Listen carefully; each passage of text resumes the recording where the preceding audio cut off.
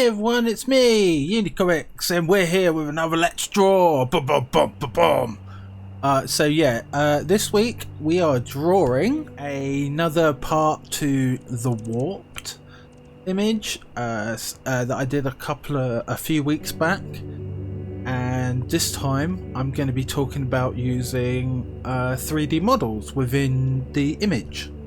As you can see in the image, you'll see like a little rough drawing and then a 3D model within the image. And what I did to do that was make a 3D model within Blender. I'm not sure whether to put it out, like to give the model out to people or not. I'm not sure.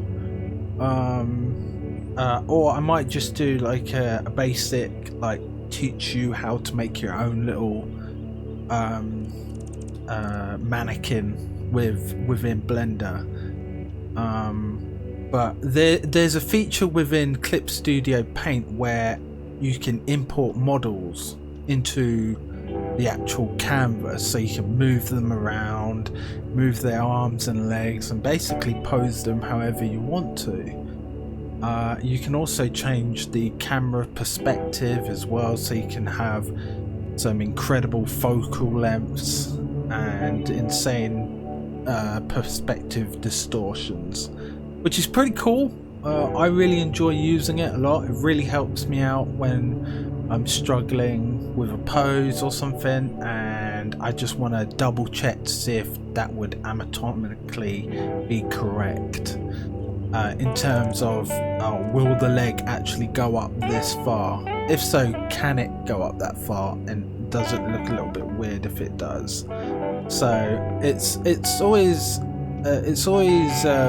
good to check your references or make your own reference for future references, at least I find anyway, to make sure that you get the good like a good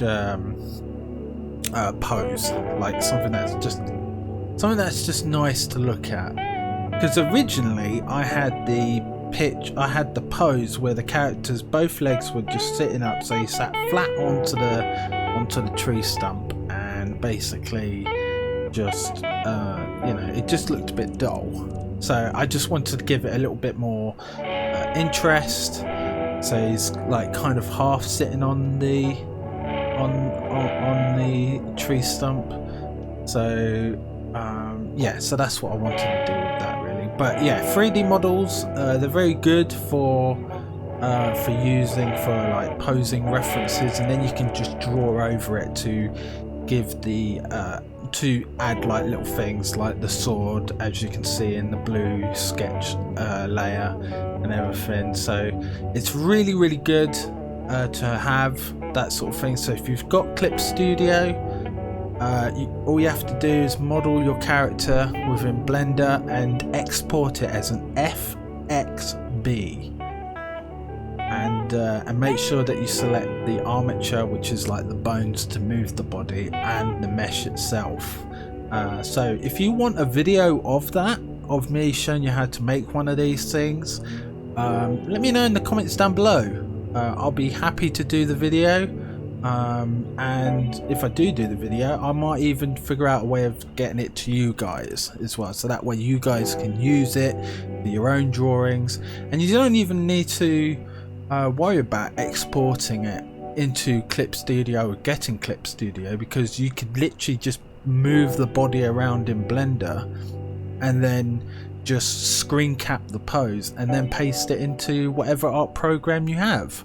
So it's really easy, really simple. So if you want that, let me know in the comments down below. So in this scene we have our main character, the Poof Ball Hat Hero.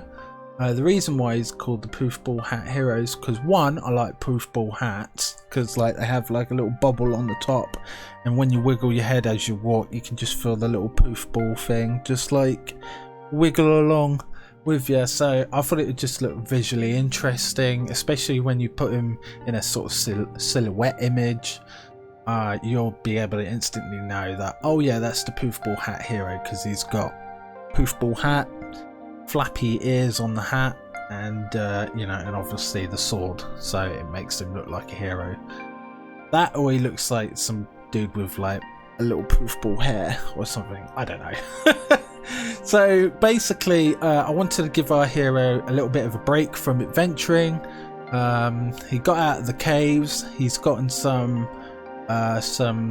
supplies, and he's keeping his sword close as he's eating his food. Originally I wanted to keep the scene within an open space, but then I thought to myself, no, that would be a bit too bland, like it'll look a little bit 2D, too much 2D.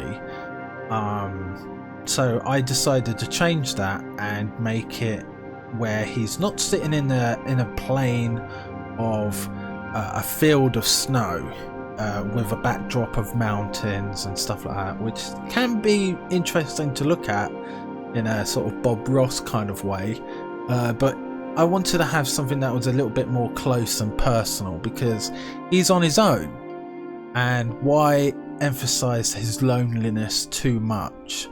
So I wanted to bring the shot a little bit more tighter and a little bit more appealing color wise, where we can have some warm colors for the main character and some blues and greens and cold colors for inside of a forest.